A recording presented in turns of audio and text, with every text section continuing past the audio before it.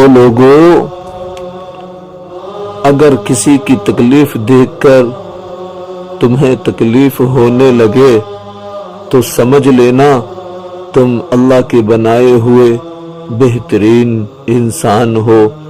اور سنو، جس کو دنیا کی فکر لگی ہو تو اللہ اس کے کام بکھیر دیتا ہے اور محتاجی کو اس کی نگاہوں کے سامنے کر دیتا ہے، اور اس کو دنیا سے صرف وہی ملے گا جو اس کے حصے میں لکھ دیا گیا ہے، اور جس کی نیت آخرت کا حصول ہو تو اللہ اس کے معاملات کو ٹھیک کر دیتا ہے، اس کے دل کو بے نیازی عطا کر دیتا ہے، اور دنیا اس کے پاس ذلیل ہو کر آتی ہے۔ یاد رکھو، جو اللہ اور اس کے رسول کی اطاعت و فرما برداری میں زندگی گزارے، اس کی زندگی ایک خوشبودار بنا دی جاتی ہے۔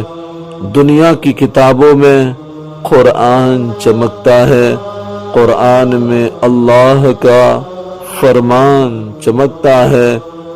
عادت بنا لے جو بھی تلاوت قرآن کی، اللہ کی نظروں میں وہ انسان چمکتا ہے۔